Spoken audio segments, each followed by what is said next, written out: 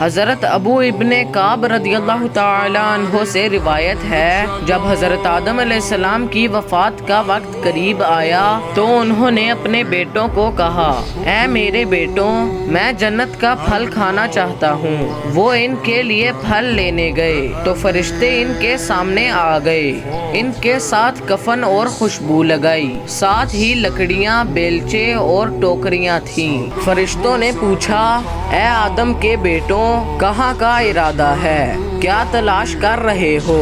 انہوں نے کہا، ہمارے والد آدم بیمار ہیں اور جنت کا پھل کھانا چاہتے ہیں۔ فرشتوں نے کہا، واپس چلو، تمہارے باپ کا وقت پورا ہو چکا ہے۔ فرشتوں نے آدم علیہ السلام کی روح قبض کر لی، ان کو کفن پہنایا، خوشبو لگائی، ان کے لیے گھڑا کھودا، ان کی قبر بنائی، ان کی نماز جنازہ پڑھی، پھر ان کو قبر میں اتار دیا، قبر میں رکھ کر اوپر سے مٹی ڈالی اور کہا، اے آدم کے بیٹوں، میت کو دفنانے کا یہی طریقہ ہے۔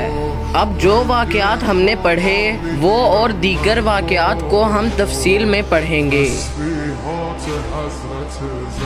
قرآن مجید میں ہے کہ آدم علیہ السلام کی تخلیق مٹی سے ہوئی۔ اللہ تعالیٰ نے قرآن مجید میں فرمایا ہے کہ اور بے شک ہم نے انسان کو کھنکھناتی ہوئی خشک مٹی سے پیدا کیا۔ چنانچہ روایت ہے کہ جب اللہ عز و جل نے آپ کو پیدا کرنے کا ارادہ فرمایا تو اسرائیل علیہ السلام کو حکم دیا کہ زمین سے ایک مٹھی مٹی لائیں۔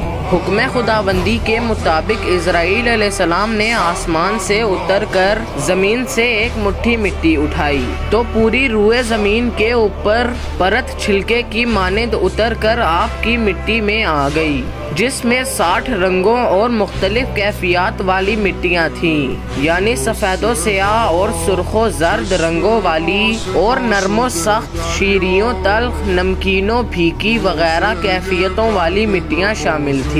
تخلیق آدم کے بعد اللہ تعالیٰ نے آدم علیہ السلام کو خلیفۃ اللہ فی الارض قرار دیا اور فرشتوں کو حکم دیا کہ انہیں سجدہ کرو۔ ابلیس نے سجدہ کرنے سے انکار کر دیا اور وہ جنوں میں سے تھا۔ ابلیس نافرمانی کے سبب درگاہ خداوندی سے نکال دیا گیا اور آدم علیہ السلام جنت میں رہتے تھے۔ کچھ عرصے بعد اللہ تعالیٰ نے ان کی بائیں پسلی سے ایک عورت پیدا کی، اس کا نام حوا رکھا۔ ان دونوں کو حکم ہوا کہ جنت کی جو نعمت چاہو استعمال کرو، مگر اس درخت کے قریب مت جانا ورنہ ظالموں میں شمار کیے جاؤ گے۔ لیکن شیطان کے بہکانے پر انہوں نے اس درخت کا پھل کھا لیا۔ اس غلطی پر آدم علیہ السلام اور حوا علیہ السلام کو جنت سے زمین کی طرف بھیج دیا گیا۔ اللہ رب العزت قرآن مجید میں فرماتے ہیں، ہم نے انسان کو ضعیف، کمزور اور جلد باز پیدا کیا۔